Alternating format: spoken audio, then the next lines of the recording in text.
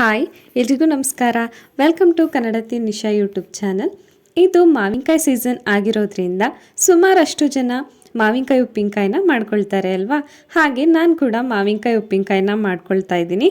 ಮಾವಿನಕಾಯಿ ಉಪ್ಪಿನಕಾಯಿ ಮಾಡೋದಕ್ಕೆ ಮೊದಲಿಗೆ ನಾನಿಲ್ಲಿ ಮೆಂತ್ಯ, ಸಾಸಿವೆ, ಅರಿಶಿಣ, ರುಚಿಗೆ ತಕ್ಕಷ್ಟು ಉಪ್ಪು, ಖಾರಕ್ಕೆ ಬೇಕಾಗುವಷ್ಟು ಚಿಲ್ಲಿ ಪೌಡರ್, ಹಾಗೆ ಒಗ್ಗರಣೆಗೆ ಒಣಮೆಣಸಿನಕಾಯಿ, ಕರಿಬೇವು, ಹಿಂಗನ್ನ ತಗೊಂಡಿದ್ದೀನಿ.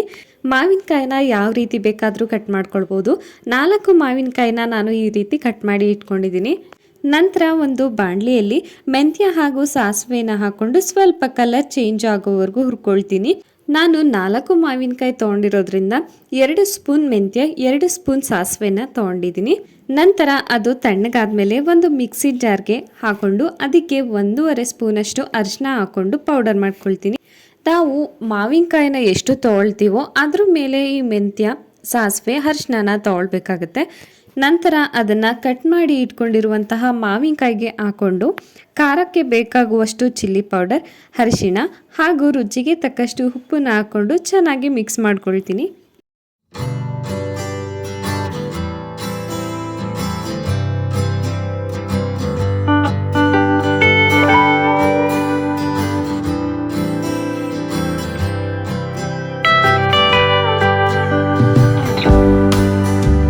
ನಂತರ ಎಣ್ಣೆ, ಸಾಸಿವೆ, ಒಣಮೆಣಸಿನಕಾಯಿ, ಕರಿಬೇವು, ಹಿಂಗನ್ನು ಹಾಕ್ಕೊಂಡು ಒಗ್ಗರಣೆ ಮಾಡಿಕೊಂಡು ನಾನು ಇದನ್ನು ಮಾವಿನಕಾಯಿಗೆ ಹಾಕ್ಕೊಂಡು ಚೆನ್ನಾಗಿ ಮಿಕ್ಸ್ ಮಾಡ್ಕೊಳ್ತೀನಿ.